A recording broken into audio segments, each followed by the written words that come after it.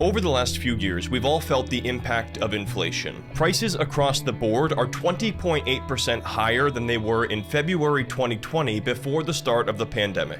If you're not using the right kind of savings account, you could be losing purchasing power every single month. We're going to be covering exactly how to protect your money from this, but first we have to understand what inflation is. Simply put, inflation is the increase in the prices of goods and services over time. If you think back to what you used to pay for milk, electricity, or even an oil change, the price for all of these things has gone up over time. Now, inflation itself is not actually a problem. In fact, the Federal Reserve has a target goal of 2% inflation. If inflation is too low, this can lead to a decrease in GDP or gross domestic product. This refers to the total economic output of a country in terms of the goods produced and the services provided over the course of 1 year. To remain competitive on a global scale, the US wants to have steady growth of GDP annually. In addition, when inflation is too low, this results in a decrease in overall employment, which can also slow down the economy. A 2% rate of inflation leads to stable and predictable prices, as well as a consistent rate of economic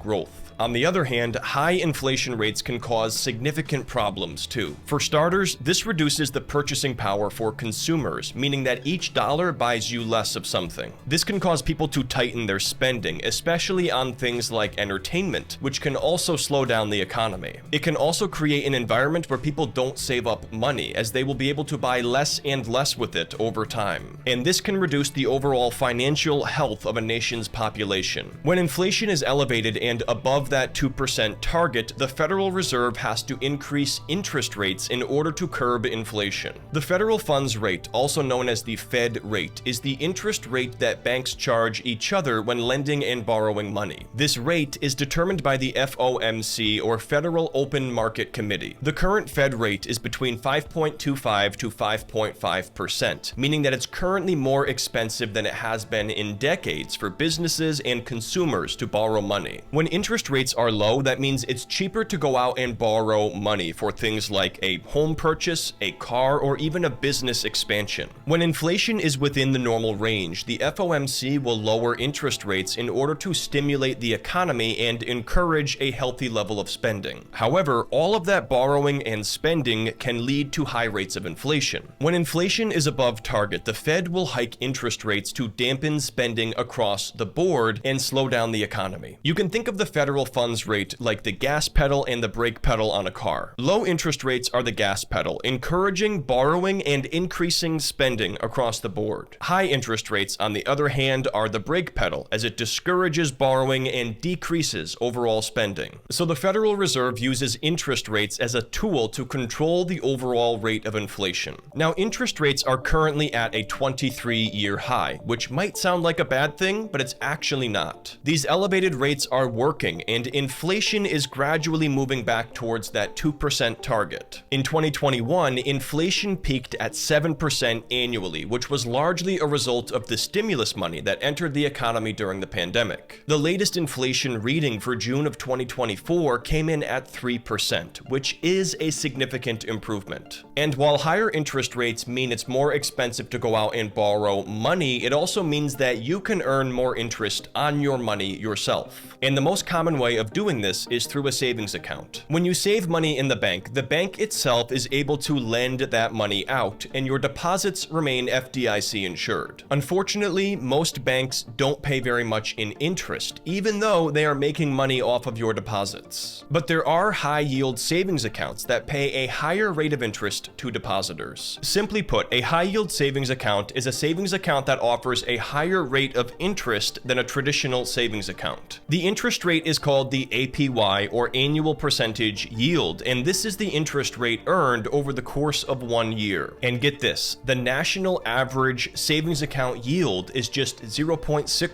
APY. On a $10,000 balance, that would be just $60 earned in interest over the course of 1 year. And if inflation remains at 3%, that means that you would lose $300 of purchasing power on $10,000 over 1 year. That means you would actually actually lose about 2.4% or $240 on $10,000 saved with the average savings account at 3% inflation after accounting for the interest earned. High-yield savings accounts, on the other hand, pay a higher APY that can potentially outpace the rate of inflation. Consider UFB Direct, our video sponsor. This is the most experienced digital bank in America. They offer a high-yield savings account called UFB Portfolio Savings, which currently pays a highly competitive APY of up to 5.15%. Even better, this comes with no minimum account balance, as well as no maintenance fees and no service fees. They even supply you with a complimentary ATM card if you want to withdraw physical cash. The best part is, you can open an account with them in under 15 minutes. In addition, you can boost your savings APY by combining the portfolio savings account with their Freedom checking account. This will get you up to 5.35% APY on your savings. Let's say you had a balance of $10,000 saved up with UFB Direct. At up to 5.15% APY, that could potentially be $515 in annual interest earned. If inflation remains at 3%, for example, that means you would lose $300 of purchasing power on $10,000 over the course of 1 year. But when you factor in the interest rate earned with a high-yield savings account like UFB Portfolio Savings, you actually have the potential to increase your purchasing power and outpace inflation. If you earned $515 of interest on $10,000 but also lost $300 of purchasing power, you still had a net increase of $215. That's why the high-yield savings account can be the ultimate tool for protecting your money from inflation. Now, it's important to understand that the interest rate paid by a high-yield savings account is subject to change. And the biggest factor that influences this is the federal funds rate. So it's important to keep track of the overall inflation rate as well as interest rates if you want to protect your buying power from inflation. And if you're interested in the UFB Direct Portfolio Savings, you should check out their official website for the full details. Thanks for tuning in, guys. If you enjoyed this video, don't forget to drop a like as well as subscribe and hit the bell for future notifications. You can click below to watch my latest video, and I hope to see you there.